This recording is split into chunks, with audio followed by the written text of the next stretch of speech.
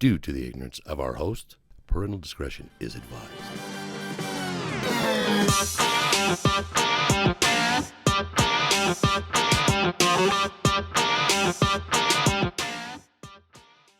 And welcome back to the other side of the Beehive, episode 248. It's your weekly boy because Justin is out of town and he left me with not only the podcast, but also work. Because he's my boss now. Oh, no. We're podcasting 24/7 nowadays. And yeah, he's like, peace out. And he's also quitting the podcast. So you guys, you know what I'm saying? I'm looking for... That's Mike. Yo, if you need some hands, I'm just down the road. He's the muscle. You know these guys. I had him last time. I was acting like a little girl. I still do every time I see him, even though they're my guys. I'm my boys. Advent Horizon. Shuffle. What else? Beach Death, The Great Gig, Alta Avenue, High Octane.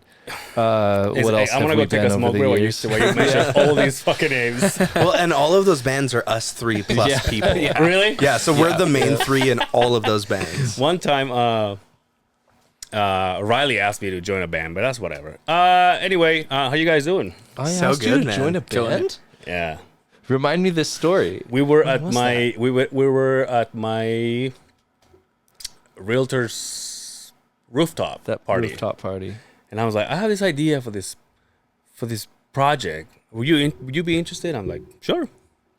Whoa. And this is the And then second you time. forgot. And then this is And the then you second time we forgot. talk about it. How long ago was this? 4 That years was ago? like, 4 or 5 years ago. 4 or 5 years ago? We just brought it up here about a year and a half. We had some guests and we were talking about music and stuff like that. And I think that because this actually we turned it into a clip on our Instagram because you guys played what's that song? Remind me. Na, na, na, na, na. With the cowbell. Yeah. Don't Fear the Reaper. Yeah, Don't Fear the Reaper. On the party, you were like, Angel, come on, play with us. And I was like, okay. Like I was like halfway eating my taco. I was like, okay. And so I jump in there. I started just going with the cowbell. But you know when you get those, when you get the, when you know a song like that song, like I know the song, right? But then in the moment you're like, forget the song. Oh, yeah. Because it's not a song that you hear all the time. Like you know it, you go, oh yeah, that's a good jam. But so when you started with the dee-dee-dee-dee-dee-dee, I was like, oh, we're done. And I just put my stuff down and I went back to sit down and I started eating my whole taco. Well, everyone forgets about that bridge because it's weird. It's super weird. Yeah. And then it started again, and then Rylee was like, "Are you ready to come back?" And I was like, "Oh shit, that's right." And then what's the name of the girl you guys play with? Lisa. Lisa. She was like, because I gave it to her, right? And then I went to sit down, and then she just held it the entire time. And then he's like, Riley's like, "You ready to come back, Angel?" And she just went.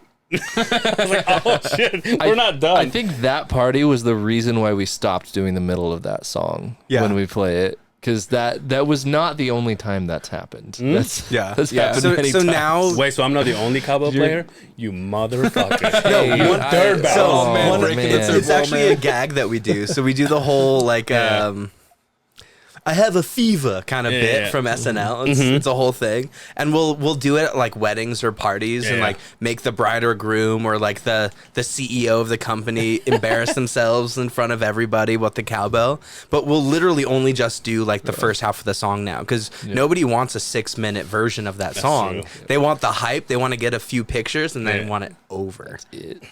So, Shuffle, man. I cannot even explain to people why this band makes me feel. Because it's like, it takes me everywhere, right? It takes me from the oldies, the rock, the pops. I mean, everything. And I was going through your guys' website, right, for Shuffle. You guys have about, I mean, I counted them, 130 plus songs. It's probably out of date, honestly. Yeah, that's we've a lot added more than more that, for sure. really. Yeah, and it's that's okay. just the Like- songs that we want to play. Yeah. That's not the songs that we can play. The three of us, with all of the bands that we're in, just cover music. Correct me if I'm wrong here, Bro, it's gotta but we be have over- over 300. It's got to be over 10 hours. I was thinking about this. I was like, with all of the music we've played in random entertainment bands, like if I'm pretty sure we could play for 10 hours straight.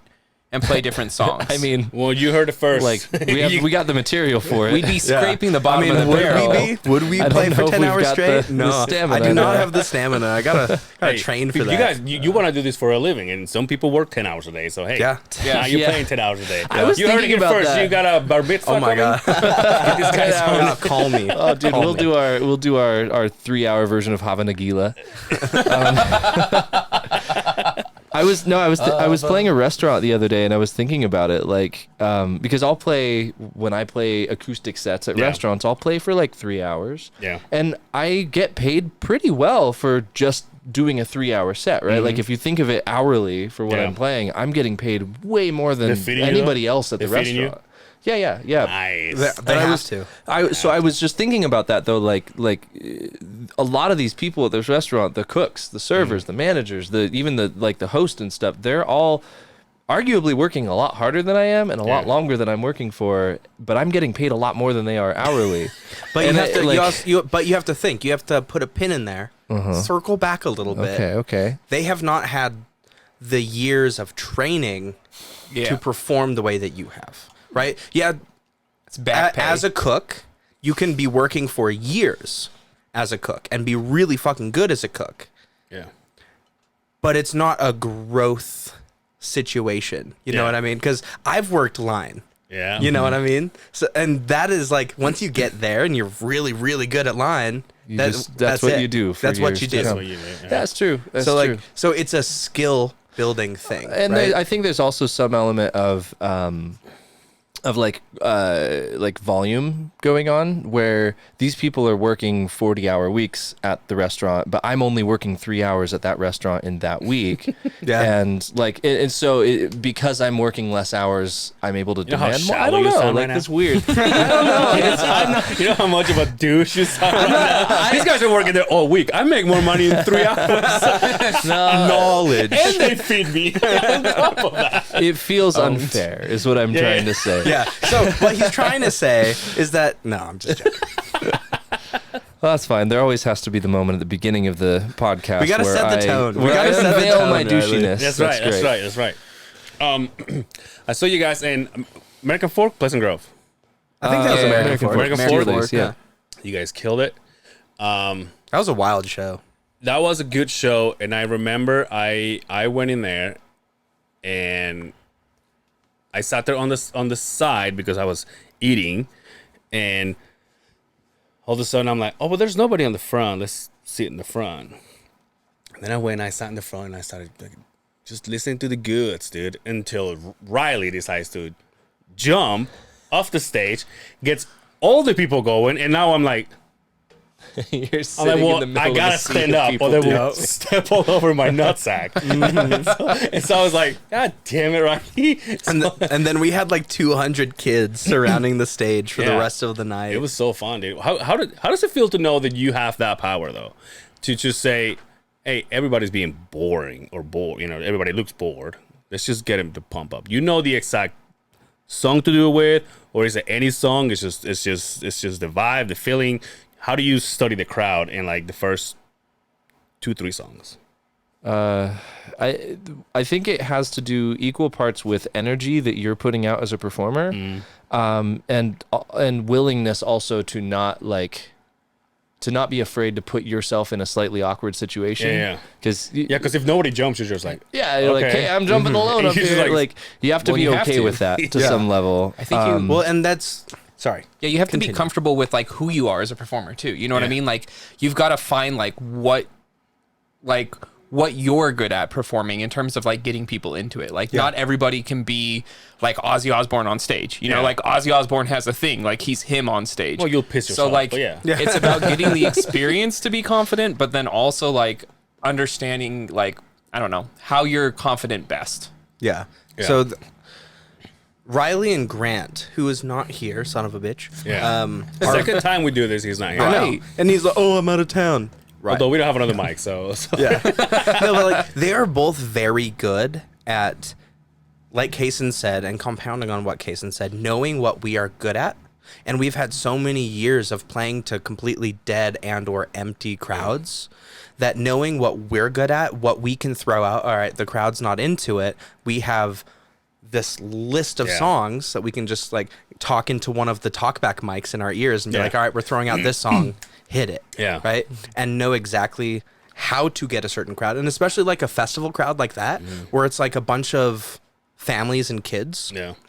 The families, they're our age or older, right? Like the parents, generally speaking. So they know exactly what we're playing. Yeah. The kids, they just want to get hyped. You know what I mean? So it doesn't matter what you're doing when you're playing for kids. They just want to get hyped. So Rylee just like jumping into the crowd and just like shredding some solo and like taking kids' phones and doing selfies and stuff. Like that's just a hype moment, right? So it's, I don't know. It's just like Cason said, like Rylee said, we're playing to our strengths, things that we've done for years and years.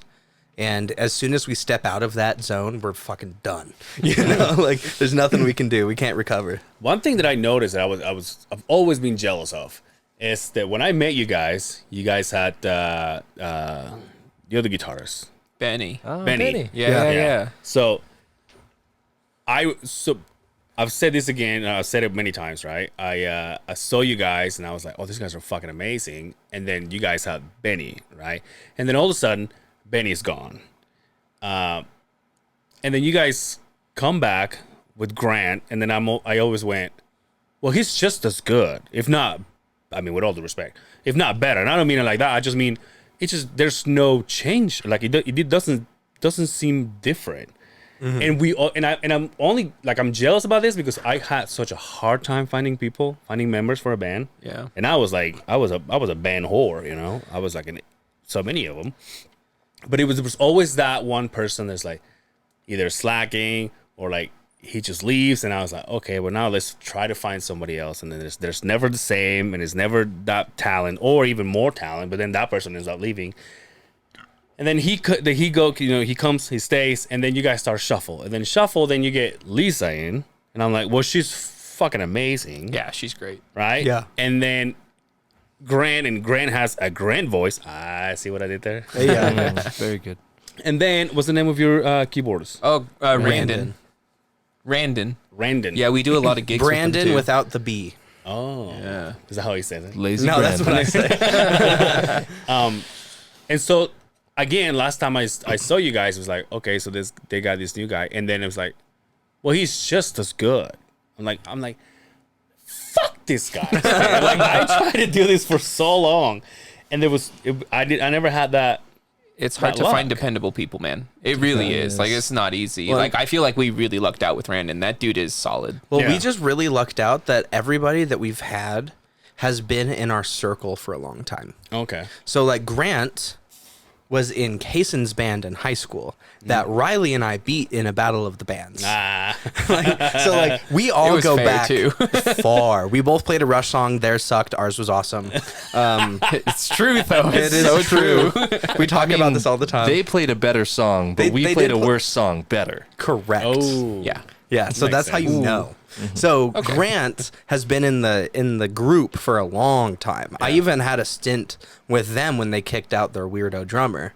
And then Lisa was also kind of in the fold because we played her father-in-law's played birthday her- party. Yeah, we played her father-in-law's retirement party. Retirement party. And That's right. she hired us because she had seen us somewhere, and they hired us to do this party, and then she like contacted us a couple days before the party and said, "Hey, you don't know me, but you guys are great, and I would love to sing a heart song with you at my dad's retirement party." And she's like, and I promise I don't suck.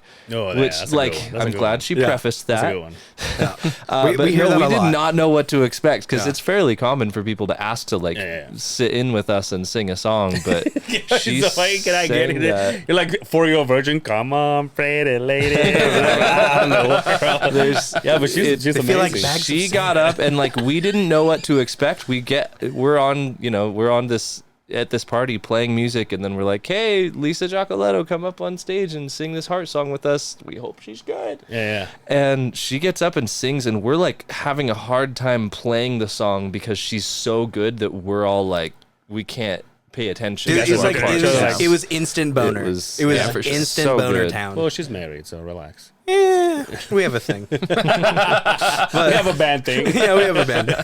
No, but it was insane. And then we saw her a few years later. This was at Fats before they tore it down. Yeah. Yeah, she came to see us. Yeah, and she was like, I don't know if you remember me, but I was the one that Oh, I sang forgot Heart about with you. that. Because we were doing a Rush cover show. First of all, like you will forget, huh? Like be like, it's just- of course we forget know who you are. Yeah, and then the rest was history. So it's like keeping these people, I don't know, in the group for so long Yeah.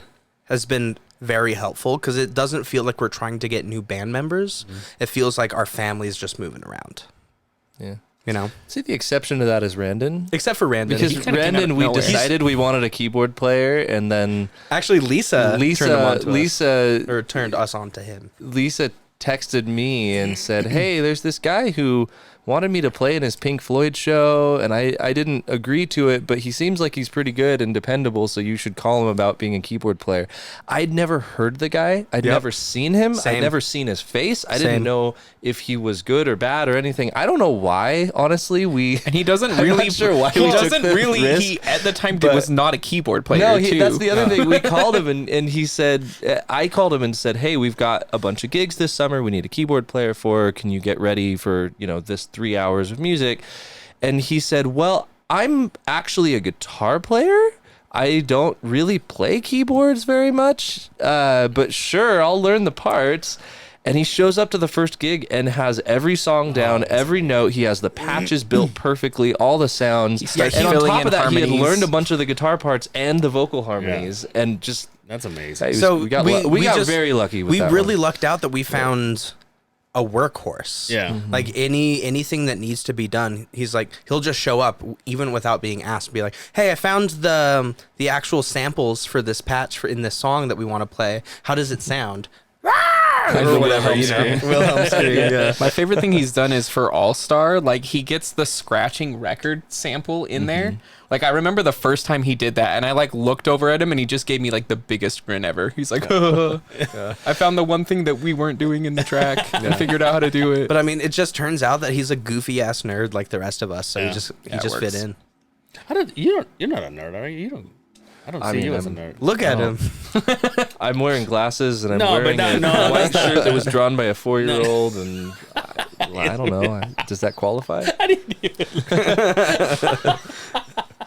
Well, because I know that Mike is probably into Pokemon and shit, but I don't see Fuck you yeah, doing dude. it. I You still are- you have are. my Pokemon collection. I went through it a month ago. I'm Anyone from our generation, Yes. it's all about Yeah. the Pokemon. Pokemon, dude. we also got We've Pokemon. played the Pokemon theme song at I'm gigs a before. Ninja Turtle whore.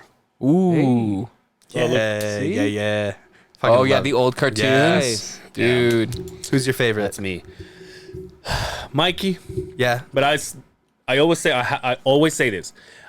I fell in love with Michelangelo not because of the personality that they gave him afterwards, but it was because of he was the one with the nunchucks. Yes. Because back when I was He was nunchucks and pizza, baby. yeah, because back when I was watching it for the first time back in 1953, they were all funny. Yeah. It wasn't just Mikey the funny one. Yep. You know, when they came out with the costumes and stuff like that, so everybody was funny. Yeah. Nowadays it was like, oh, there's the smart one, the leader, the grumpy one, and the Yep. funny one. No, back then they all were. So mine was always like the OG cartoon and then the early live action movies. Yeah. Donnie was always my favorite. Yeah, see? Because Donnie was funny, but he was cool. You Yeah, know? yeah. He was like the cool nerd. What do you guys think about, okay, nerds, what do you guys think about this last movie? You I guys haven't watch- seen it yet. I haven't seen it. yet. I'll be honest with you, I don't think I will. Yeah. And I've seen every single one of them. I'm kind of stoked on the art style though, because the art style seems pretty chill, but like, I don't know. The last few animated TMNT movies have they haven't been the all ages movies that they have been in the past, and they're now kids movies. Yeah. And I was actually talking to my girlfriend about this a few days ago, where I feel like the all ages genre of movies, especially nerdy ass movies, is over. It's either a kids movie or an adult movie. And what we grew up with was all ages movies, something that you could just like turn on the TV and it'll be playing late night and anybody watching it can enjoy yeah. it, right? So like early TMNT had a ton of raunchy shit, you know. It wasn't afraid to hold back on that front, but yeah, I don't know. I don't know. Are you into a specific cartoon or action figure? Oh God.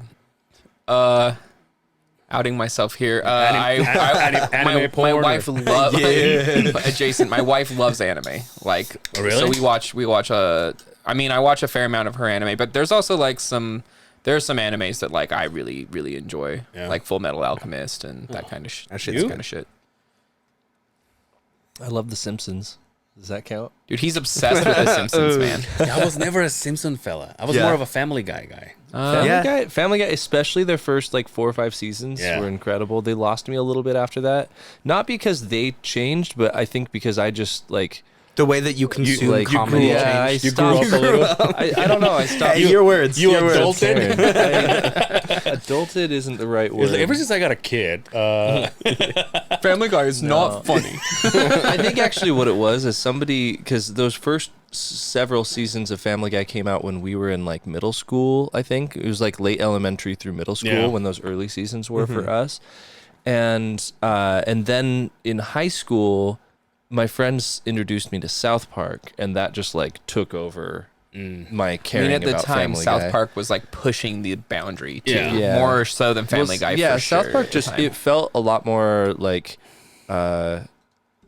Family Guy is all about like quick jabs, and South Park is all about like, I mean, they do plenty of quick jabs, but it's all about like current event humor, and there's like a long running story of the show, and there's like And then there's just more to Simpsons is dive somewhere in into. the back, just a slow burn. Yeah, Simpsons is like Simpsons is great. No, I don't know, man. I've never been super passionate about anything like Full stop. film wise or Just- or anything. Like I I like a lot of stuff. I love Star Wars. I love Lord of the Rings. I love a lot of stuff, but I've never had one thing that was like, this is my thing. Yeah, well, yeah. you know enough to nerd out with us when we're in like the band green room or whatever, and we have a couple hours to kill, and we're just like shooting the shit. You know enough about these nerdy things that you can nerd out. Mostly from listening to you guys nerd about them. Okay. Yeah, we nerd Not from pretty hard, actually for sure. experiencing So it just I was years of in- accumulated I got invited knowledge. to be on the green room last time. Yeah. Oh yeah, for Lots sure. of coke. You guys are rock stars. Lots of coke. This guy over here. you know Fucking me and skiing my down them cola. hills, dude. Wow. I was also never a South Park guy, and nowadays it seems like what is it? What cartoon is this? Pickle Rick? Oh, Rick and Morty. Rick and Morty? I never. I was Yeah. into the first few seasons for sure. Yeah, I like the first two, but after that, it lost In me. fact, last time that I went to get a tattoo done by the last guy that used to do my work, he was like, I found it kind of cool because when I started going with him, he was like, I want to listen what I want while I tattoo you, right? So I was like, just listening to music that I don't really care for. But this last few times, he would give me the control remote, the remote control, and say, "Hey, you watch whatever you want, and I'll just go to work." And I was like, "Oh, that's cool." So you're kind of distracted watching what you want to watch, and then you don't necessarily feel it as much. And one of them is like, "Oh, have you seen Rick and Morty?" And I was like, "I know what it is, but I've never seen it." And it's like, "Oh, you got?" And then he started playing it, and then he started tattooing me, and I'm looking at it, and I'm like, and he's laughing, and I'm like, I mean, it's funny, but it's not like I'm laughing funny, you know what I mean? Yeah. And I'm like, and also you're tattooing me, so maybe don't move. Don't laugh too much. But no, that never called my attention. Yeah, that's fair. So I'm just I don't really know Rick and Morty because I've seen, I think, one episode, but it does seem to me that it's a show that the things that are funny are more of a like, oh, Rick type of funny. It's, you know, Well, a lot of it's things- not the just tell jokes us you're into themselves, Paw it's the Patrol context nowadays, of all right, dude? Bro, Bluey, I'm just going to tell you right now, Bluey is I don't even straight know what up you're one of the talking best about. shows. Like, no, you can't argue. Bluey is one of the best shows ever man. made. Who's Bluey? Bluey is fucking it's a kid show. I think it's Blue's Australian. Clues? It's an Australian kid show about a family of dogs. Yeah. But the episodes are never longer than about 7 minutes, so it's really quick, and it's like more for adults than it is for kids, but it is a kids show. Like all the humor is what entertains kids is the colors and that there's kids playing, but all the dialogue is like way over kids' heads. It's hilarious. It's very cleverly written. Just give me Dude, I have binged. I have sat on couches and binged Bluey with my kids for 2-3 hours. And Oh my been god! happy as Just can be. imagine in like 5-10 years they hear something, they're like, oh, "That was that Bluey joke. That was fucked up." Dude. You have 1, 2 now? How many? I got 2. 2 now, right? That's right. And I know you don't. You know you don't. Lisa has kids? Yeah. Lisa has Yeah. 2. Grant doesn't, right? Nope. Grant Has a stepdaughter. Grant is engaged, Ish. and his fiance has. So he has a stepkid. Yeah, Yeah. a stepkid who's 18. I want to say. Yeah, She's 18. 17, 18. She's somewhere 18. around I was Shit. talking to him about it. Yep. So Grant got to skip all the young Bluey age. Nice, nice. And You just know. deal with now in the insanity. angsty teenager phase. I've only met him a couple times. I met him for the first time at. It wasn't even American Fork. It was the other one you did. Where was the other one at? Oh Murray? yeah, Midvale. Midvale. Yeah.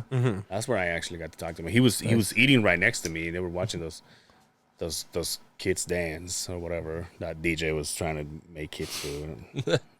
Wait, what gig was this? The Midvale Harvest Days Festival. Okay. Oh, Yeah. yeah, okay. So I remember I saw him. I was like, oh, that's so and so, and he was just sitting there with the girl, which I figured was with him. But that was the first time. That's the one that I went to the green room.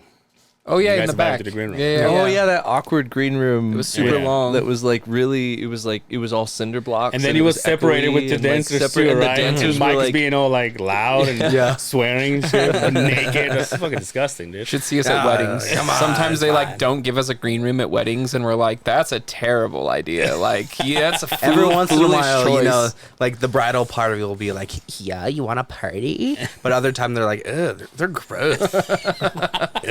What are they saying? I just get really concerned about the subject matter of the conversations that happen at very loud volumes in the green rooms. It's at our literally weddings. this guy and everybody else. They just fucking yell. They're like, "Yo, the last time I was doing drugs and fucking bitches," and like everyone can hear them.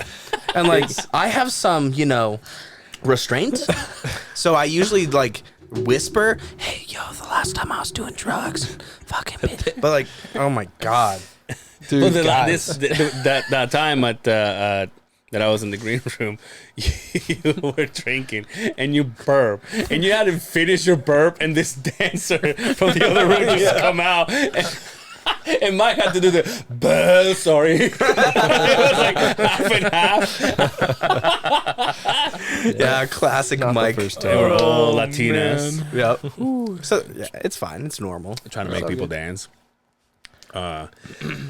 So the reason why you guys are here is because you guys are becoming a part of this podcast every day now. okay, sounds And sick. also, it's going you guys daily, not weekly. It's daily, man. Now that you guys are, I want to make you work 10 hours a day. All right, I did bring my W-9, so There you go. There you go. Yeah. The only thing Or is no, W-2, which no one do you insurance though, so be careful. I don't have insurance And anymore. It's fine. also, I got a lot of problems with HR. But anyway, no. Finally, my favorite band is out. Advent Horizon's new album. Tell us all about it and spend about 45 minutes so we can get out of here. Sounds good. No, just kidding. So it all started when I was about 5 years old. So when I'm in Mike. I was just thinking about the fact that we've spent the last half hour talking about Everything like, else? Shuffle and Yeah. like the anybody perfect intro to this who's band. an Advent Horizon fan They're just like, what the who's- hell? who's tuning into this expecting to hear about Advent is hearing They're like, with no context about us hanging out in We're green gonna rooms go, and dude, playing you Smash guys should Mouth know All this. Star. This show is all over the place. They play All Star. I just, What the hell? I just got that from somebody who started listening. They're like, "Well, you."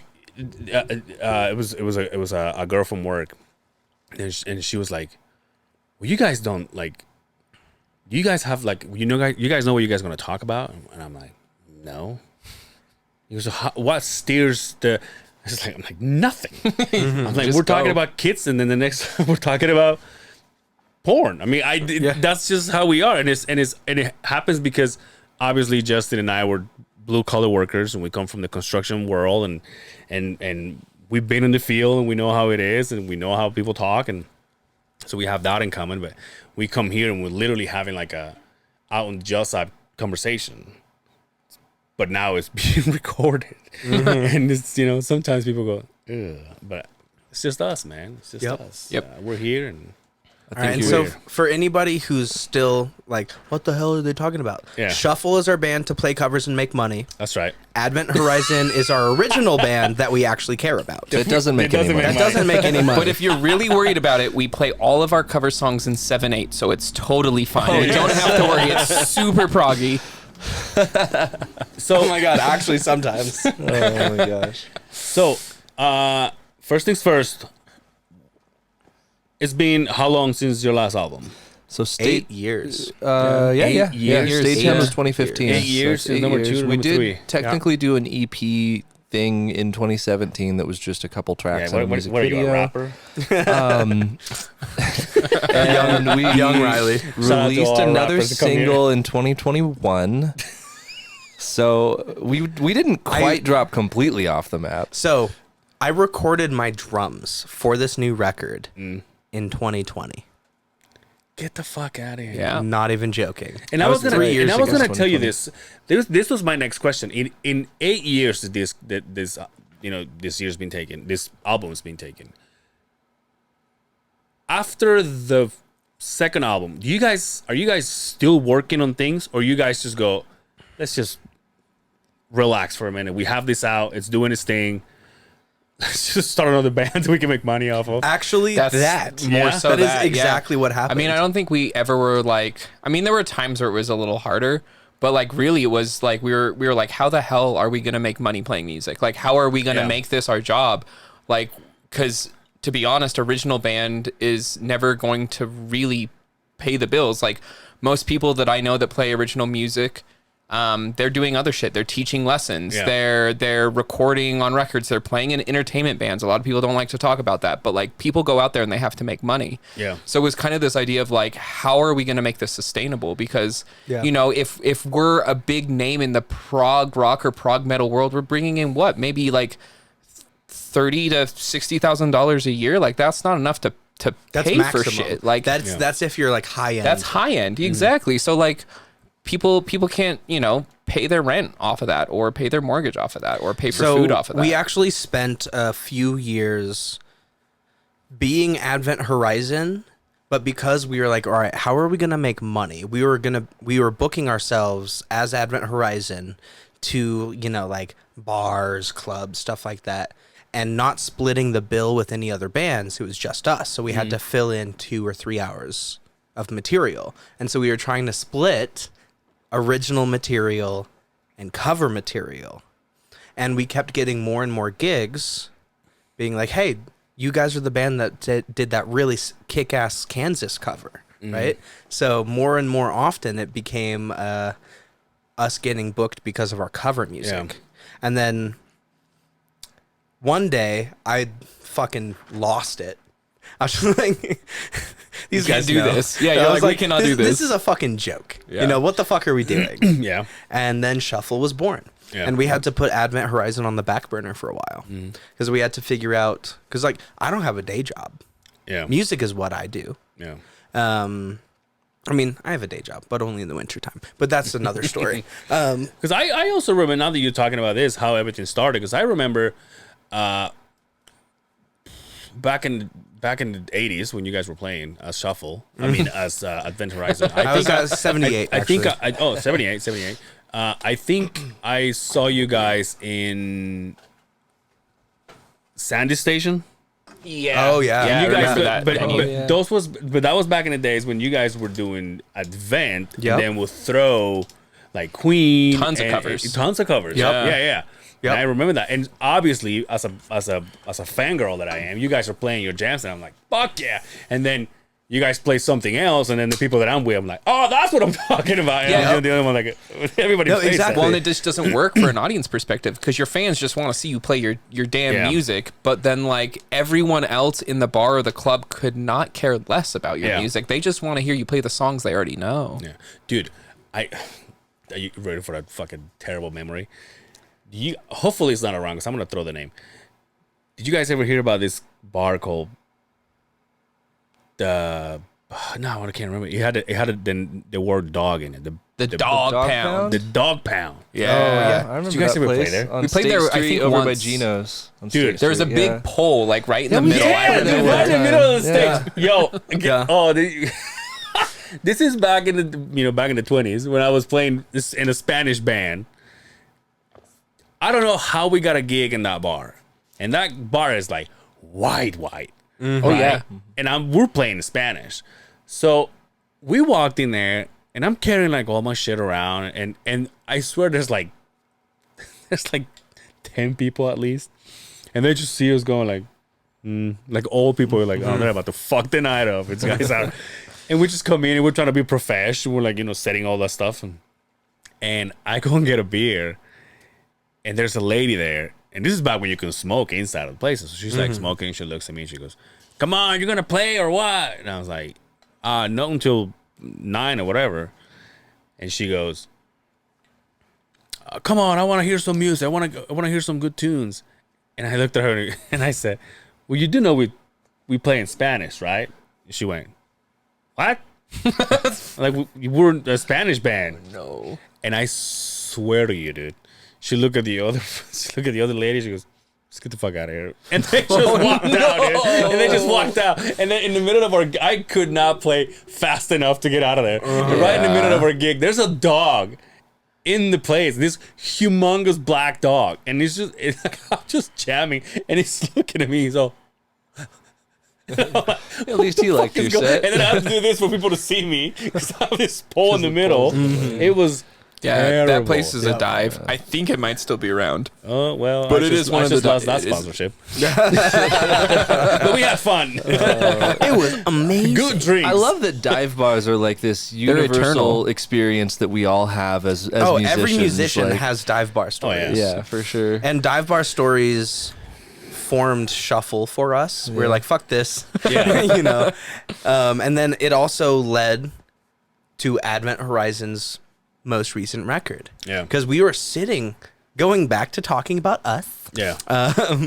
we were seriously sitting on music for years. Oh wow. And like, Rylee, you had a bunch of music that we would get together every once in a while and talk riffs. We would talk music, talk shop, but it wasn't like a big thing until 2018. It was when you 2019. and I went on that trip in 2019 up to Washington together because Yep. we in 2019 we both decided like, okay, it's been long enough. Advent hasn't really done anything. Let's at least start trying to be serious about what we're gonna do from here. And so Mike and I just hopped in a car and we drove up to the Olympic Peninsula. So not Seattle, farther The west opposite from side of the other side of the States, yeah. Puget Sound from Seattle. Yeah, it's out of the Beehive. We- Shout out. Yeah. Hey, hey. Yeah, shout out. And we just spent like close to a week up there just driving around, experiencing the nature, kind of trying to be inspired and just talking a lot about what we wanted the future to be. And we visited a really good friend of ours who is So far sounds kind of gay, but It was incredibly homoerotic. It was- Oh my It's a god. band trip. Like it Yeah, just, we were things fucking happen. on beaches. Like, don't Sorry, even get me those Those are started. cold beaches, dude. That's my hometown, don't be baby. so serious, we had Rylee. an We're at the agreement, Beehive, Mike. dude. We had an agreement. Yeah, this is the wouldn't place to let it all spread the out. word. Yeah, dude. Every time you come over here, you're like, "I'm a father. I'm tired." I'm like, "Come on, let it all out, dude. I want Kristen to knows. Come on now. All right, you know what? I'm hopped up on yerba mate. Let's do this. Let's air it all out. Sorry, keep going. Apologize. We have a friend who's a New York Times best-selling author who's a big fan of the band, and we went up and hung out with her for a week up there and just talked about music. The original intention was to write a story for a concept album and have her write a short novel along to our album. Then we would release them simultaneously. Yeah. Maybe we'll do that at some point. Which we still want to do. That's still like in the cards, That's and still on she's the still table. on board. But what it ended up with was that we went through all this material that I had written since 2015, since we released Stagehound, which was a good number of songs. We probably had 20 or 30 demo songs of like basic ideas. And we started forming a picture of like which ones we wanted to work with and realizing like we already have an album. Like I mean, it's not finished. There's a lot of these songs that need like We had the endings need written. skeletons of an album. We had the You had sketches. sketches. And yeah, we realized like we kind of have everything we need. We just got to take these songs and finish them up. And so we spent the rest of 2019 into 2020 doing that, writing and recording what I call our pre-production demos, which are demos that we are, it's still, recorded in my basement. They were all with like MIDI drums. They weren't real drums. It was all just programmed, computerized drums. Yeah. So we would just sit in his studio and we would play a section. We would think, what does it need? Throw in this kind of guitar, this kind of drum thing. All right, this next section doesn't really feel like it fits the vibe that we're going for. Just completely get rid of that. Like, we would just rearrange these songs these demos that you'd been sitting on for years. So far, what I'm getting is Cason hasn't done shit this whole time. But anyway, keep going. We're getting there. We're getting there. Up until that point, he was useless. Hey, I recorded bass to Maybe at what year? You did. It must have been like the bass that you 2017 recorded or for something Maybe. stupid. I just kept. You recorded the demo bass track for that song in like 2017, and that's the bass track that ended up on the final I very product. vaguely remember it because I remember I came over to your house and you were like, "Hey, I have this song. Do you want to record bass?" And I was like, "Okay, sure." And I remember just sitting there and like literally, it's like super simple, and we're just going through the chords, and just like every once in a while, we'd be like, "Oh, well, let's just like move that down to the other chord tone or whatever." And then And that was the later, song. I was like, "Oh, are we gonna redo the demo bass to Maybe?" Because like sometimes you just will track demo bass in songs, and you were like, "Dude, that was you. Like we can just keep it." And I was like, "Oh, that was me." Yeah. Keep going, please. Work text. I'm listening. But we had one of my favorites was I found the other day, I was trying to look through all the demos that I have of like leftovers from A Cell to Call Home, like all the songs that we didn't do anything with from that from when those writing periods were happening. In the middle of my tangle of demo tracks, I found the original like OG demo of How Did It Get So Good from before you got your hands all over it. Oh, my greasy mitts all over that. It is a completely different song, and I sent it to Austin because I was like, dude, you've got to hear. I was like, what I said actually when I sent it to him is, if you needed confirmation of what Mike's role in this band is, here's the demo of How Did It Get So Good. And his response was so good. I actually got to look this up really quick. I really want to hear this. Did you take lessons? Drum lessons? Yeah. I took drum lessons for 4 years. Okay. Everything else was self-taught. You read music? Yeah. I suck at it. Drum music. Yeah, I was gonna that's say, hardly real music. Most of the people in this, well, Rylee, you've never really sight read music. I can, but I'm slow. It's been a while. We don't do that anymore. We just listen to songs. Yeah, and we're a learn lot it. more intuitive players than we are like. Is there such a thing as reading music nowadays? Unless you're in like unless you're like in an orchestra or something. Well, so, there are some people. If you play like horns in jazz bands, like you're gonna be reading. That's like, what music. I'm saying. But like as in like, I mean, Dave Grohl's not out there. In original music, no. Right? Like reading music. In original music, that doesn't happen. Some people can if they have like a classical background or whatever, but like You mean Creed? I get it. Dude. Yeah, but with like, because like, well, with most music, like rock band stuff, you're not really thinking that way. You're like thinking differently. So, I think a really good example to that question is, the drummer Dirk Verburen. He's now the drummer for Megadeth. Okay. He was the drummer for Soilwork. I just saw him on Drumeo. That was the Drumeo video. Yeah. not Drumeo. Is it Drumeo? Where he listened to Mr. Brightside and played it? I He did just it. watched No, that. that's in halftime. That's exactly what I'm talking about, though. So the first time he listened to it, he wrote down a cheat sheet for himself. That's right. Yeah. And so, like, that's the kind of music knowledge that you need to have. You need to know how to parse out the music that you're playing, not necessarily download a chart, print it out, and play that whole thing. He wrote out his own he was like cheat scribbles, sheet. right? Yeah. It wasn't music notes. That's what you're trying to say, right? There was it was scribbles for himself. Yeah. Right? So he knew what he was listening to. Yeah. Then the next time he could read through his scribbles and know where he was in the song. Like, that's the kind of music knowledge that you have to have. Yeah. Not necessarily have a music book that you can just flip through. That is good to have, especially like you said, when you're playing jazz or classical or something, because like we've been hired to play jazz sets at weddings, and they're like, all right, bring your real book, and it's like, But yeah, I was gonna that say thick. it's different though. Like when you're doing that stuff as a rhythm section guy, because you're just like it doesn't even tell you notes. It's just like G minor 7. And you're like, oh, this bar I play G minor 7. Like you're not thinking. Yeah. Like as a bass player, you're just like picking notes from G minor 7. Like I don't know, you're thinking differently than you would. Yeah. That probably takes some away, right? Don't you think? It takes some of it away, like some of the fun of like doing your own thing. It definitely can. Like especially if you're reading someone else's. I prefer to have the song up here than read off Yeah. a chart for sure. Same. 100%. And that's our whole band. Yep. We all prefer to play the music that we want to play off the top of our head and make it a little bit more organic that way. But that's cover music. I don't disagree with that, but I've had a lot of fun the last year doing these jazz sets because I had never played any like real book style jazz prior to 2 years ago, and it's really fun to play a song that you've never listened to before. Yeah. Yes, Like you for look sure. at the page and you're like, I don't know what this is supposed to sound like, but I'm just going to read what's on this page and do my interpretation of what the page is telling me to do without ever having heard a recording of it. Yeah. And it does give some like personal license. Like you can kind of make your own version of it. But It's fun. that's the other spectrum of live performing, right? Because there's the studious version, there's the being able to read music live at a moment's notice, and then there's the you listen to the music, then you play it back later. Just different. Two different schools of thought. Two different languages almost. Yeah. I thought you were gonna show us some. When you Oh yeah, what did Austin say? So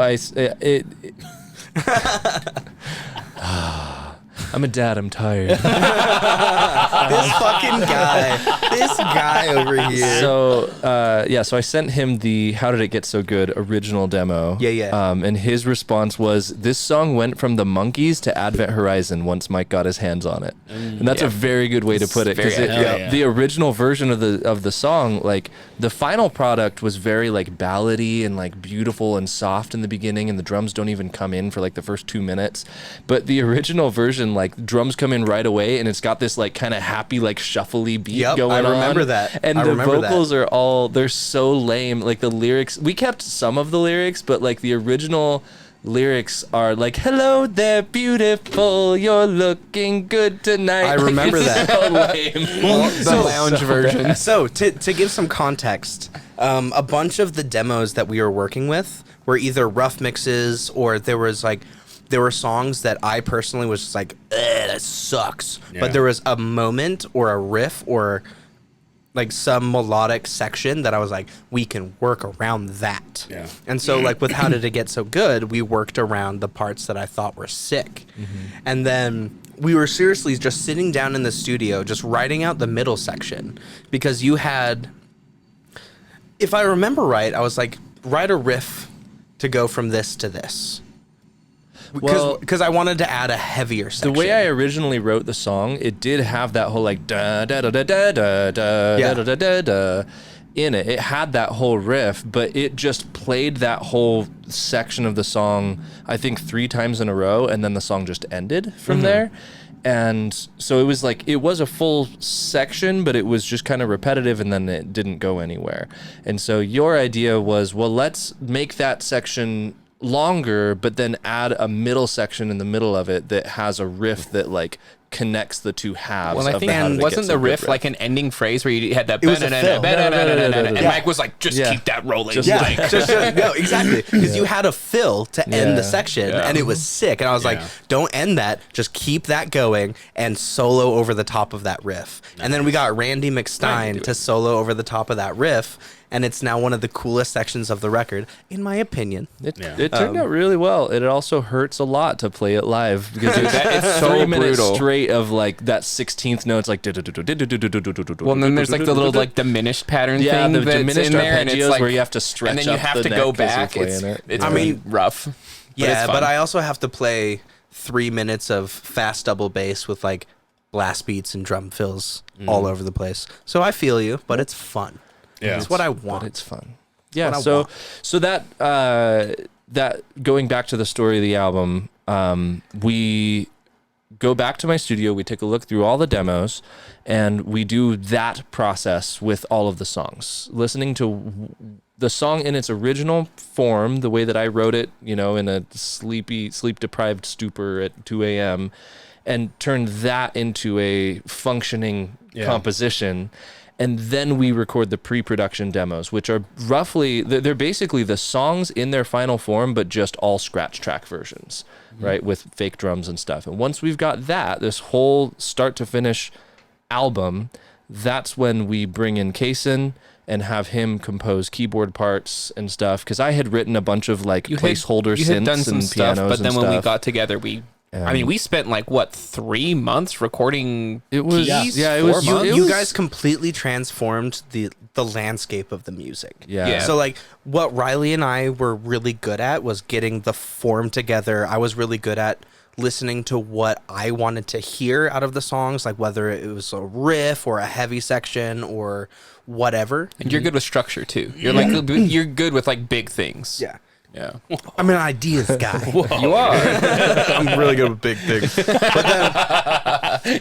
I got you another side hustle. But then when you two got together, I was just kind of like out of it. I was just like, all right, it's done. Do your thing. Yeah. Then when I heard like the finished demos or whatever we were doing at the time, and even more than the demos, after I finished the drums, you guys spent a lot more time actually like composing the keyboard parts, finding the sounds that worked, finding The ideas that worked. yeah, and finding a way to balance the synthesizers and the guitar because they were really clashing in the mix. And you guys completely changed the landscape of the music. It went from something to something way better. Yeah, I mean, it brought the 80s into the album a bit. And it brought the prog in a lot of ways. It was a cool experience for me because Cason historically has been our bass player, always. Yeah. But that moment, that period of whatever it was, 3 months or whatever, that we were getting together every week and spending time really trying to craft these keyboard tracks, that was the phase where I watched you shift from being a bass player to being a keyboard player. And ever since then, I've thought of you as a keyboard player. so Like, I don't funny. think of you I'm as still much not as a in that bass player mode. anymore. Like, I just play bass. Shut the fuck up. then they're So like- during this time period, every month you would buy a new expensive keyboard. I have a problem. His room is a wall of synthesizers. and organs. and organ. And you have and one MIDI bass amp. controllers. I have, dude, that's the only bass amp I need. Dude, how many gigs do I play with a bass amp? Half the gigs I don't even have a bass amp. Another cares? half, I mean, not half, like another huge part that I see in you guys that fortunately I had, I had a spouse that was 100% supportive of whatever I did. And that, I mean, as people that, you know, because I was there at one point, as people that go out and they play and they're chasing a dream, for someone to say, I'll help you in any way, shape, or form, it's like half the battle, right? It's there. huge. Oh, yeah. Because I also play with people that they're like, hey, we have a gig, whatever night, and then they're like, oh, let me talk to my wife. And I'm like, what? Like, we have a gig. I mean, like, we have a it's- gig, like, and you're part of this. I mean, Yeah. we're only taking one day out of your week, but it was so difficult. But and again, I see you guys are traveling and making music and taking your time and spending the money and the time getting Advent Horizon and Shuffle to be where it is, and having that support from your significant other is It's huge. amazing. I actually remember the first time I had that conversation with my wife, at the time my girlfriend, and it was actually when I was auditioning to play in Advent Horizon,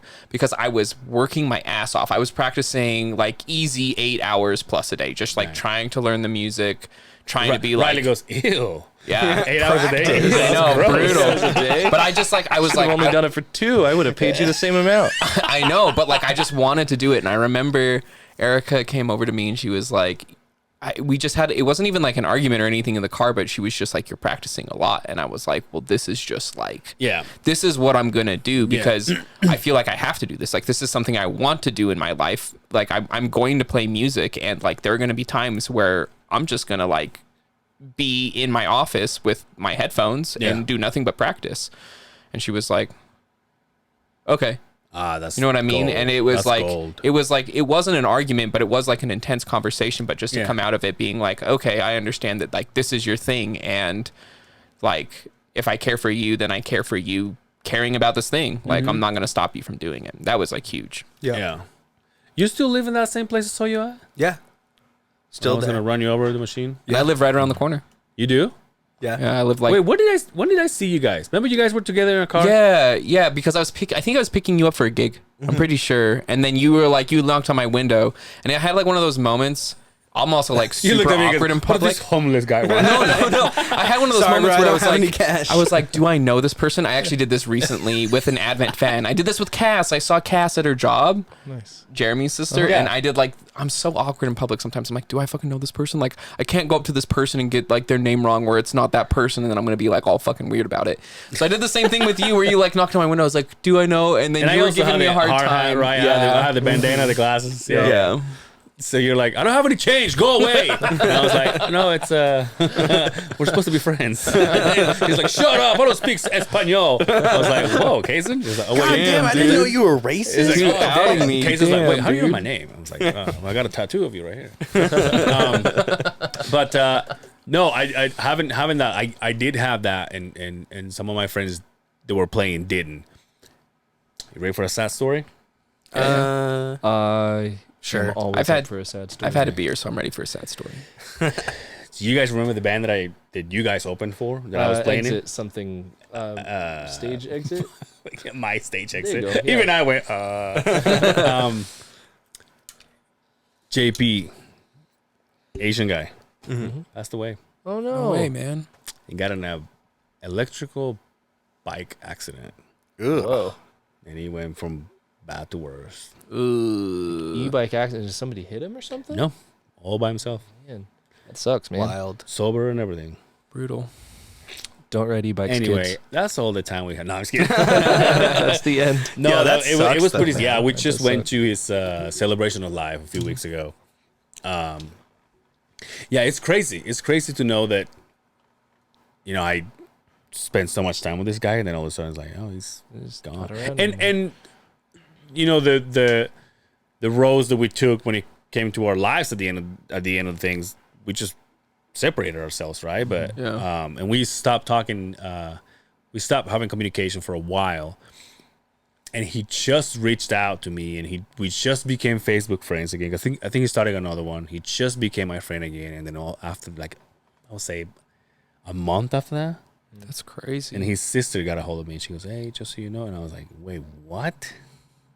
It's like so fucking crazy how life is, dude. Yeah, life sucks. Live life while you got it, man. I feel like, Shit's short. especially in the music scene, it's so surreal because you'll have these experiences where you play music with somebody, and when you're on a stage with a person, it's almost parallel to being like a romantic relationship in a way. You get to Yeah. know a person in a way that you wouldn't in almost any other social setting when you're interacting with each other on stage and like learning how each other responds to different cues and stuff like that. And you'll get to know a person so deeply in that way. But then as happens in the music scene, like you'll just end up in other bands or one of you will stop playing, and it's like you have this person that you know almost as well as you would know like a past girlfriend or something, and then they'll drop off the radar and you'll still feel this like memory of them, this really like strong pull to them, even though you may never see each other again. And we all as musicians have dozens of people like that in our minds. Like I can think of so many people right now who like, Same. I know these people really well, but I haven't seen them in 8 or 9 years. I wonder what they're up to now. Like, it's interesting. Dude, speaking of being a musician, I want you guys to do something. Yes. Cason, I want you to look at that camera, Okay. and I want you to talk to this guy named Dre. Dre is Okay. one of we call him our pot father. He has to do a lot with every single person that has a podcast here. Works for the radio. He's the greatest guy, right? He always busts, and you guys are going to do it too. He busts my balls because he says he's never seen me play, so he thinks that I'm lying. You see me play. Yeah. Talk to this guy, please. Dre, this dude can fucking play. Mike. I'm a drummer. As a fellow drummer, you understand what I'm about to say. Yeah. I had drummer envy the first time I saw him. That's a very special feeling to have. Dude. Other drummers out there, you know. He shits on me so much. He goes, "You don't know how to play, right?" I'm like, "No, I have pictures." He goes, "Pictures don't mean shit. Can you do me a favor, please?" I was 21 years old. Call him out, Dre. His name's Dre. Dre, excuse me, can you hear me? You forgot about Dre? Oh shit! It was gonna that was happen. bad. Excuse me, bad. Sorry. Dre. I was 21 years old the last time I saw you play drums. So it's been a while, but He's 46 now. I was the only sober person in the entire establishment. So I feel Still. still, even to this moment, I feel pretty solid in saying I have a vivid memory of that experience, Especially and- you standing up on your stool. right? He was standing up on a stool just playing the craziest shit. Well, and there were like Insane. 5 bands on that bill, so there's like a wall of amplifiers Yeah. all around you. You're like in this like canyon of amplifiers standing up between them.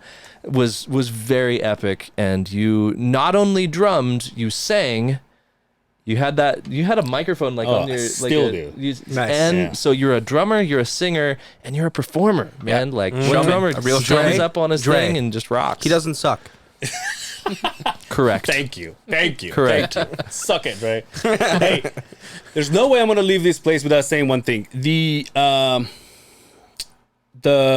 what do you call it? The thing you did with the City Weekly, the article. Oh yeah, the cover bands. That was The rad. article. That was one of the most. Listen, obviously you guys can tell, right? Everybody can tell. I'm not a reader. I read that and I was like, there was just not a better way to put it. And this goes back to when we're talking about making money out of music. It's almost impossible to make money out of original music, right? We know this. Everybody's going through the struggle. Now you guys are seeing it from the other side of the Beehive. The other side of the other perspective when you go, okay, and I'm guessing, I don't know, obviously I don't know the logistics of you guys as group. I'm guessing the money that you guys are making from here is also feeding this, which is the main goal. Am I right? Right. That's the whole purpose of Yeah. Shuffle and all the party stuff Yeah. that we do, is that it funds our artistic integrity Yeah. stuff, you know? So basically it was, how would you put this article? How would you explain it? I mean, the article was called In Defense of Cover Bands. Yeah, exactly. And it was all about, like, she started the article talking about how there's this negative stigma around cover bands, and that they're not real bands, and they don't have Sellouts. sellouts, and they don't have any like real art behind what they're doing. And then she interviewed me, but she also interviewed several other musicians from other cover bands, and she did a really good job of putting it in such a way that, like, look, we've all got to do things to make money in our lives, but we also all have passions. We all have like an artistic or passionate side of ourselves, and you have to find a way for those two to coexist. And for a lot of musicians, a cover band is that. It's the way of being able to express themselves through an instrument while still making money, and being able to justify the expense that they're putting into that. And it doesn't mean it's not creative, right? Yeah, like for there are sure, plenty yeah, of experiences on stage where like especially you when you're improvising, you'll like comp like the first few lines from the solo, and then you're improvising. you Like you're improv into after that, improvisation and- mode. And also like you gotta hone your craft. You know what I mean? Like you gotta understand like how other people approach music, and sometimes you'll find little nuggets of information where you're like, I love this. Like I can't tell you how many songs I've learned at a wedding where I've initially been like, I think this song sucks, and then I learn it. I'm like, you know what? The song kind of sucks, but you know what I really like about it? I like this one thing about it. Yeah. And like that's part of honing your craft, and that's like part of growing as a musician. And I think completely discarding this idea, like having this idea where you can't like learn anything or be good by learning other people's music is just crazy to me. Like it's absolutely crazy. Like you gotta hone your craft and learn new things, and you learn new things by exposing yourself to new ideas. Yeah. And on top of that, you learn how you perform by playing with other people. Yeah. Yeah. And when you're playing with other people and playing other people's music at the same time, not necessarily like going back to what we were talking about earlier, we do not play off of sheet music. Yeah. We do not play the song as it was written. We listen to the song, we practice the song on our own time. Sometimes we don't even practice as a band. Yeah. We show up and we're expected to kind of sort of know what we're doing. And so we're putting a lot of ourselves and our own practice and our own voice into these songs that we're playing. So it's not a sterile environment. It's still very much a creative endeavor. It's just we didn't write it. Yeah, you're just using someone else's structure to be you. Like, it doesn't matter like how many times I like play a Rush song. I'm just gonna sound like me playing Geddy Lee's lines. Do you know what I mean? Like, like I can approximate it and I can get better at it and sound more like this person, but I still sound like me. I was actually listening to another musician who said something recently. Where they were saying a lot of people tell young musicians that it's going to take a long time to sound like you, but the reality is you sound like you from the moment you pick up an instrument. The reality of the situation is it's going to take a long time for you to sound good. That's the difference, and you've got to like spend the time and like invest yourself into it in order to sound good. Well, and one of the things that's helped me the most to grow as a musician in general is playing other people's music live. Like, I can do as much practicing in my bedroom as I want, and I'll still be here. I'll still be at a plateau. But as soon as you give me a challenge to play with strangers live, playing somebody else's music that I don't have an emotional attachment to, and this is, again, coming from somebody who is I learn by listening and by performing. So by getting all of those different ingredients together, it pushes me to be a better musician because I have to perform. I have to play with these people that I don't know, playing music that I don't have an emotional connection to. And how do I do that without reading music? I put myself into it. You know? I think another thing that I get from you guys is the difference, if we had to name it something, that you guys have when it comes to covers is the fact that you may be playing other people's music, but you guys have your own thing going on. Like, you guys know when you guys are coming in, you guys know your own arrangements, you guys know the whole gimmick of like, you know, like, oh, we're gonna have Mike singing, and he was like, well, I'm not prepared for this, you know, and then you go on to the thing, and I mean, I'm not gonna give it away, but you know, but like that kind of stuff, or like saying, hey, how about we just do this, or like, how about we just take it easy a little bit, or how about it, hey, let's last time I was there, you were like, hey, I think it's time to chill and you know, play a slow song or whatever, and then you kick him right in the nuts with the next song, and you're just like, that is like, okay, they're playing other people's music, but they have their own thing going on, and I think that's what takes it to the next level. Yeah, we're right? doing our own thing. Exactly, sure, which that also plays a part on the whole performance that you do in order to make money, in order to support the dream, making art. And a lot of people, here's another thing that I haven't done in a while, and this, I mean, I may be wrong for this, but I haven't gone and see bands play. Like, I have no idea, other than like my friends, like I have no idea what's out there. Like, I don't even know if I can just go and they're like, oh, these guys are good or talented or whatever. I have no clue. And I think it's because it takes me to the same thing. It's people exposing their music, and then at the same time it's like, well, all we're gonna show is our music, and whether you like it or not. And now that I'm an spectator, I can just say, well, you have to give me something that says, oh, all right, let's stay, and then, you know, hit me with one of yours. You know, hit me with your best shot. Fire away. You know what I mean? But I think it's got to be, and you guys did it the right way, because you guys did, hey, this is what we want to do. Advent Horizon is what we want to do, and this is what we want to do for the rest of our lives. Now, it's not gonna go on its own unless we do something for it. What are we? What do? We play music. We're talented. We can play for hours, not 10 hours. And then you go and you build this in order to make this happen. And I think it's like, that's the best way to do it, because all the bands just go and they play their original songs, and then like you used to, and then you go, okay, now let's throw a couple covers just so the people don't leave. And like, oh, hey, let me play this for you. Oh, we know this song. And that's the shittiest feeling. No, exactly. Like, it really is. Yeah, it really is. I just told you the dog pound fucking story. But I think now that I've seen you guys do it, it's like, oh, that is the right way to do it. If we can spend a little bit of time, and like every time you play with somebody, they're gonna know other people's music, right? They're gonna know, oh, I know this song, and they're like, well, just play that song. But I think nowadays, if I was gonna do it again, I would do the same thing. I would say, hey, let's start something else. It's still us, it's still our band. Let's give it another name. Let's make some money here, so we can make this happen. Yeah. It taught us a lot of good lessons too, like not just like other people's songs and like learning new things, but also like I was thinking about this the other day. Like when we first started Shuffle, right? We were just like, we were grinding hard as Advent Horizon, but we were grinding hard as Shuffle too. We were just playing like every gig we could get, kind of regardless of the pay or whatever. Yeah. And then it took us like learning a lesson. Like you joined another entertainment band and you were like, holy shit, this is how this is supposed to work. And like that information leveled us up. You know what I mean? Like Shuffle went from being like this playing a bar band to like being a real entertainment band that gets booked out for stuff.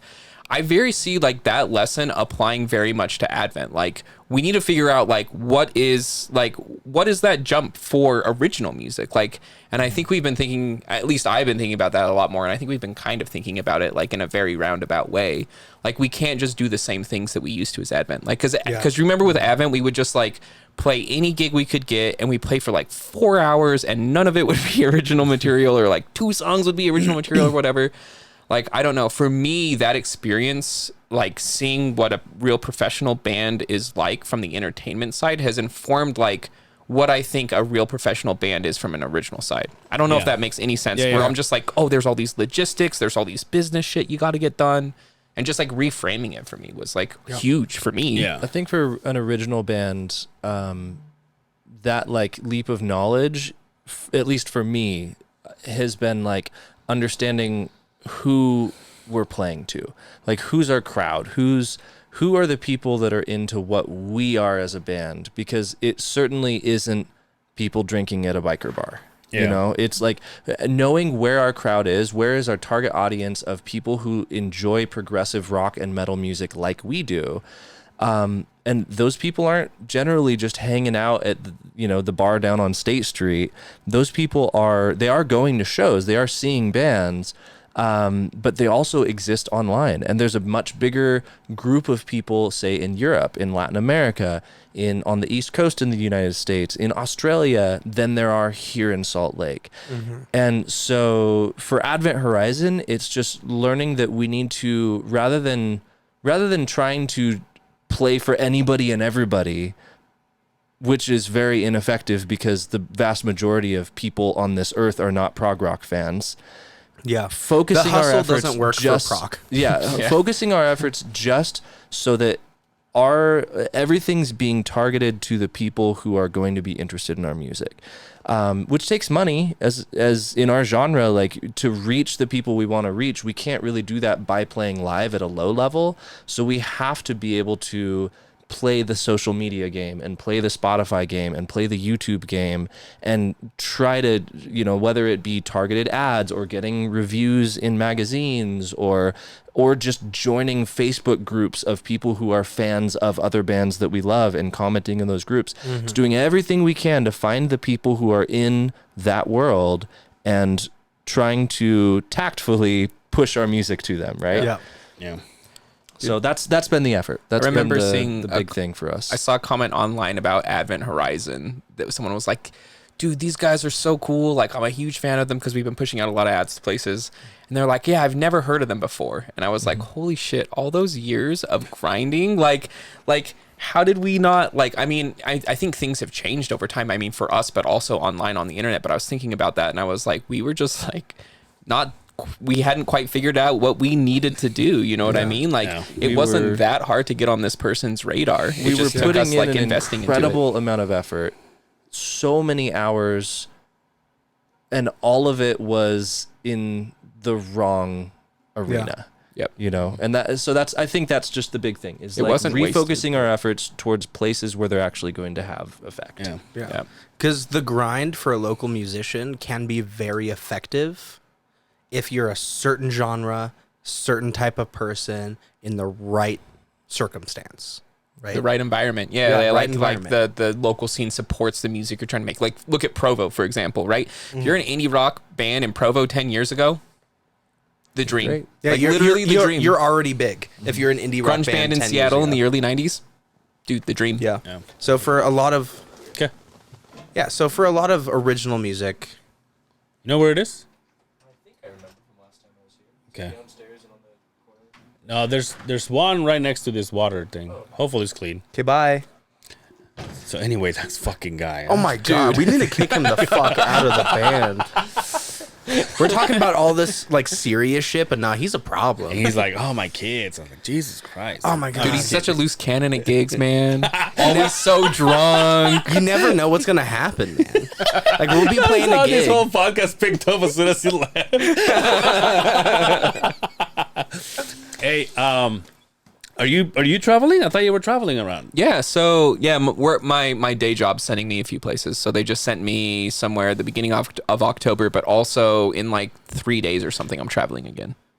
Where you going? Can you say? You don't want to. I mean, I can. I'm going to France. Nice. Yeah. So should work, dude? For what, are work. you, a model? No, This is what you say, yes, fucker. Yes. sure. The company I seen work that for. unwashed hair? He's like modeling bases. They're a His French body's on modeling company, man. modeling bases. Yeah. What is it? Sorry.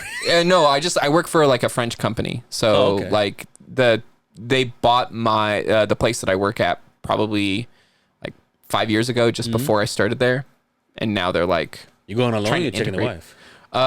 So I went with my wife to Montreal, which is where I was before. Yeah. So I went there, and then now I'm just going by myself. And to now you're France. like, I took you to Montreal. Now you're staying. Somebody's got to look after the cats, and it's not going to be me this time. So true, so true. Seriously, they're like, "Hey, we're going to Canada. Can you watch our cats for 2 weeks?" Yeah, sure. 2 weeks.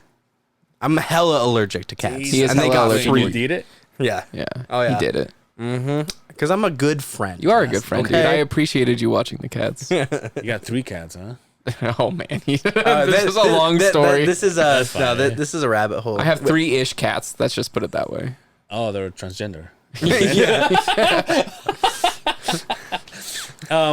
Do you guys have any dates coming up? Do you guys have any Now here's my thing though. You guys know I love you guys, but I need some Advent You need Horizons some dates for I'm Advent. fucking Horizon there dates. with you, we man. want to. I think what we're doing right now is really trying to get into festivals. I think like what Rylee was saying before, I think the moment that Advent starts playing out again is when we can like figure out what that level is for. So I think we're trying to get into a lot of prog festivals.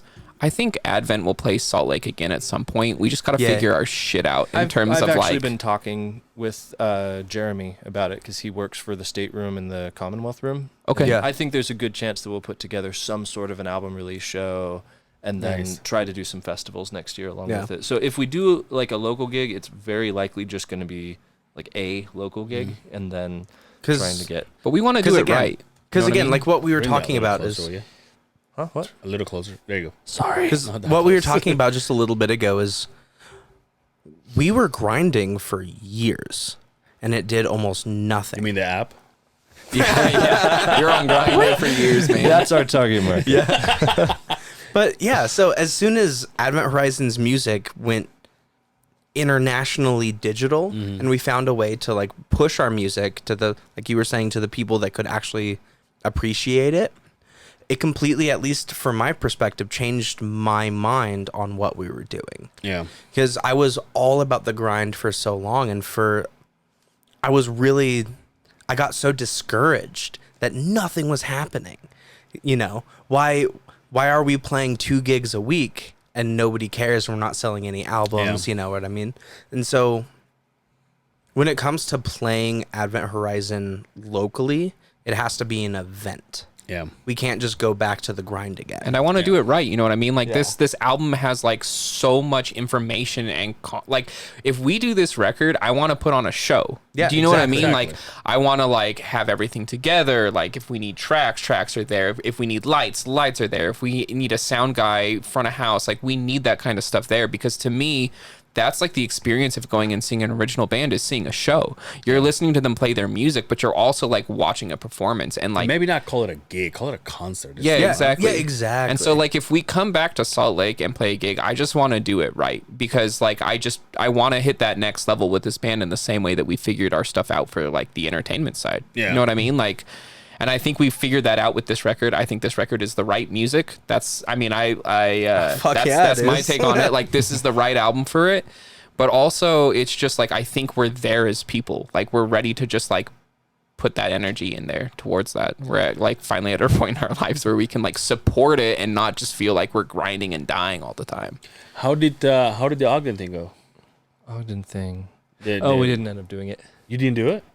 Nah, it was too far away, and it was too hard to put together. I'll be an honest event with you. in a When you say brewery. Ogden, I'm like, well, fuck that. Yeah, no, Yeah, exactly. no, That's why we think were like, that's nah. the local fan base that we have is pretty much all like Salt Lake Yeah. or Salt Lake Valley, and Ogden's a little far, and Yeah. so it was.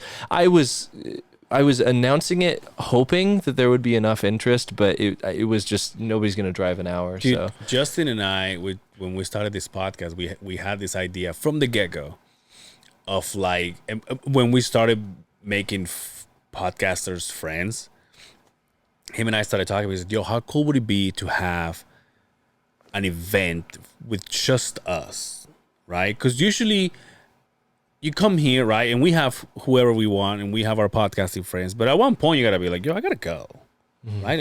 I got things to do. I'm a father. I'm tired, or whatever it is, right?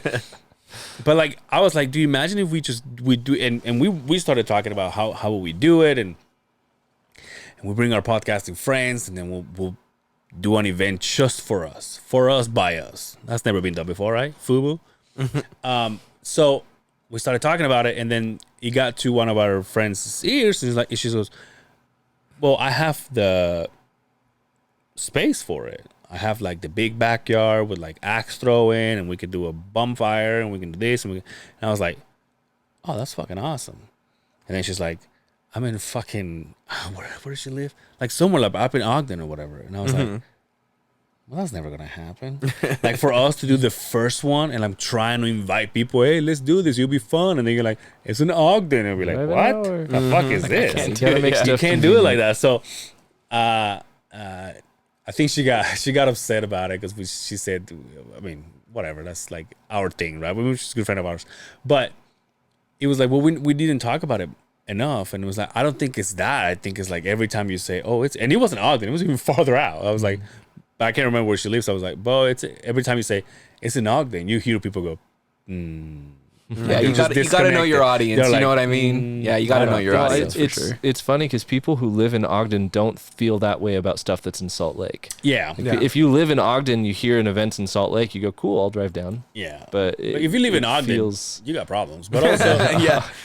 but I think they're used to that, right? Because if they want to go to a jazz game, right. it's here. If you want to go to a concert, it's here. USANA. Yep. Yeah. So it's that's how I see it. But anyway, new album out now. Yep. How many songs? 11 11. songs. 11 songs. Just short of an hour. A cell call home. A cell A cell to call home. A cell to call home. Tell us all about it before we go. It's a good album. You should listen to it. And that's all you I'm need. more interested to know your thoughts. What are Yeah, your yeah. thoughts on the album? Well, I He haven't heard hasn't it. listened. I haven't heard it. I'll be honest. I haven't heard it. But you guys are witness. I've been asking for this for how long? 8 years? A long time. 8 years. the last So album. I know I'm going to, and I'll let you guys know for sure. We'll be back here and we'll talk about it next time he's not here. Not you, Justin. I was. But I'm excited. The thing is this: when it comes to music, and like I have friends that are artists, right? And they've come here to talk about their stuff, and they usually go, "Oh, I have music out," and it's like one song. So maybe that was my idea of be like, "Oh, well, I'll just listen to it whenever I get to it," right? But now that I know it's an album, I'm gonna listen to it. I've been asking for it for a long time. That's not a joke. You guys know that I'm a fan. We recorded it just for you, Angel. Apologize, guys. You I were want to the get it on my intended way out. recipient. I'll stop at what was that show? What was that store? Graywell? Is that what it was? Graywell, Get me yeah. a CD. Graywell. Wait, they're still CDs you around? guys Gotta print? get our CDs in Graywell. We don't have them there. I should. We sold definitely more hit 'em up CDs than about I that. thought we would. That's for sure. Did you? Yeah. People still buy CDs. I bought CD. I It's bought crazy. the first 2 CDs of you guys. Yeah. Yeah. Anyway, anything else you guys want So to? yeah, the album is available on CD. It's available on vinyl. It's available. Is it really? through It our is. website? I thought Yeah, you we have it were on both, kidding. both vinyl and Honestly, CD. it's crazy. We designed it for the vinyl experience for sure. Yep. It's a love letter to album listeners for sure. You guys have the whole Yeah. Yeah. And sexual. all of the art is gorgeous. Yep. buy the vinyl. No, we'll give you the vinyl. We'll give you. You want to have Yo, if you guys sign it, put it here on the somewhere. wall. Let's do There it. you go. Let's do it. But you want to have the product in your hands, looking at the art, reading the lyrics while you're listening to it. It is a concept album, like Cason said. It's a love letter to those who still love listening to an album, cover to cover. Just put on the headphones and don't press pause and listen to it all the way through. It tells a story, so it's very thematic. It's very epic and very emotional in a lot of places. We're proud of it. We're excited about how it turned out, and it would mean a lot if you would go listen to it. It would mean a lot if you would go listen to it. I will listen to it. I promise you I will. Here's another thing that has changed for me, because like we were talking about this before we started, I took on another job, so now I'm like in the office kind of things. So back when I was in the field, headphones all day long. Podcasting, music, all that stuff. Books, Nowadays, I have 20 minutes to go to work and 20 minutes to go back. I know the feeling. Nothing. Yeah. And I'm not gonna listen to headphones while I'm in the house. And if I'm in the house and I'm doing something, I have to be. Let's listen to this, and I will, and I promise you I will. But anyway, dates, no shuffle.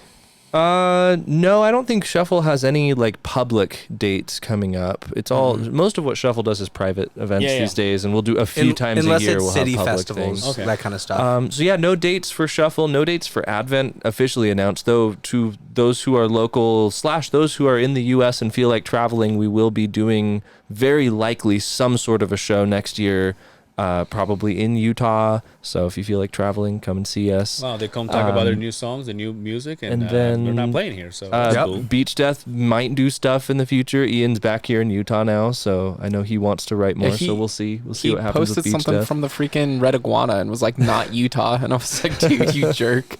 Yeah. So yeah, we'll have I don't know. Stay tuned with the Advent and the Shuffle and all those. You got other the socials projects. for the band, your guys' socials, whatever you guys want. Yeah, it's Facebook / Advent Horizon Band. There's also, if you actually, the easiest way, just go to adventhorizonmusic.com, and right at the top of the page you can click on all the social links. We'll put a link on our episode 2. Sweet. Thank you guys for coming. Oh, thanks for This is having your guys' us. house. You can do with this whenever you guys want. One day we'll get everybody here, though, even if we have to like switch or That's sit on the dangerous. We're a floor. 5-piece band this. now. We'll move this. We'll put people here. We'll do it. You know what's funny is that I swear to you, we bought these microphones for like $25 a piece. They are awesome microphones. And like now that we're recording Thursdays, because we were supposed to do Friday, and there's like, well, how about this?